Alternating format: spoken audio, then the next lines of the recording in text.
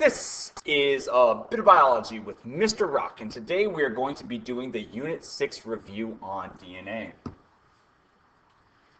So obviously the first thing we want to start with is the structure of DNA, and we're going to start with the smallest pieces of that structure, which are the monomers.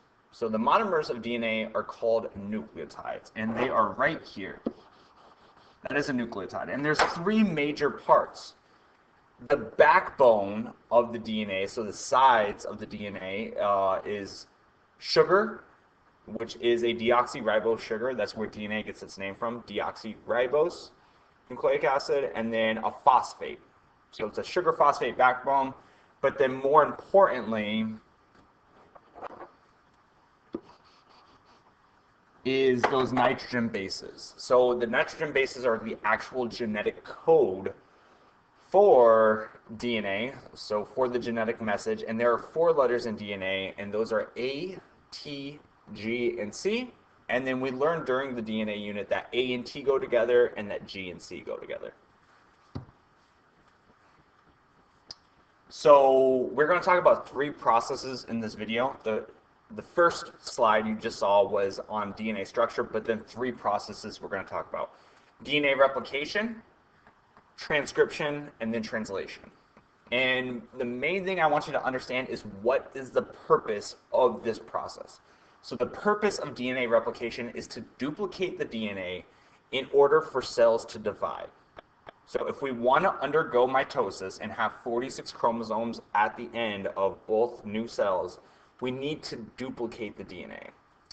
When does this happen? This occurs during S phase. I have not talked about S phase. I would recommend going back to your cell cycle notes to learn about that specifically. But DNA replication happens in S phase, and there are two major enzymes responsible for replication.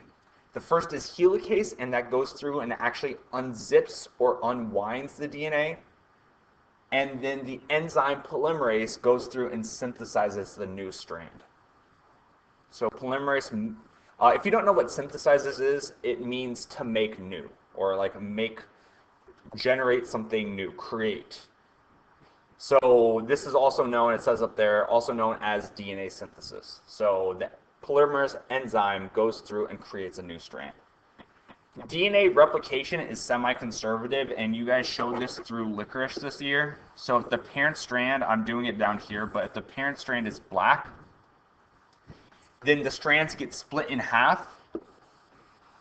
When you have the two strands at the end, one is from the parent, but then the new ones are created.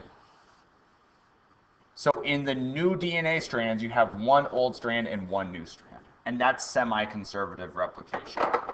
So it's just kind of a tricky concept, but you have the original parent strand in black, and then the strands split up and a new strand is added on.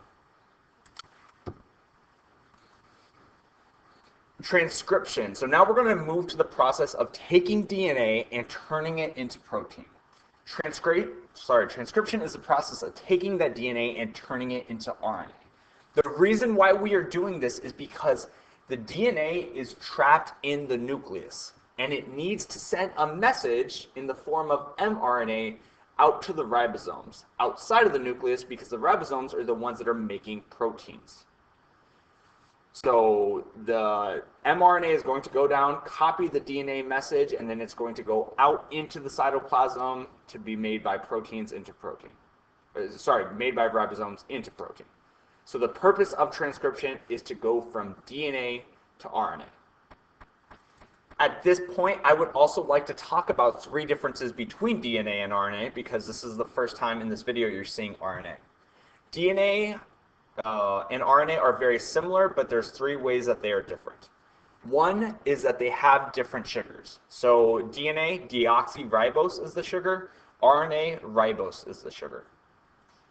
DNA is double-stranded. RNA is single-stranded. So there's only one strand, and you can see that here on the picture. DNA's got two strands interwoven. mRNA or RNA is just one strand. Also, there's different types of RNA. So if you see mRNA, tRNA, rRNA, just all different types, but these rules still apply. All RNA is single-stranded. And then finally, different nitrogen bases. DNA is ATCG. So those are the nitrogen bases. Those are the letters that make up DNA, and then RNA is AUCG. For translation, I think this was probably one of the longest videos you guys watched this whole entire year. I think it was like 15 minutes long. And we had ribosomes, and we had codons, and we had to use an amino acid chart with our codons, and it was very complicated.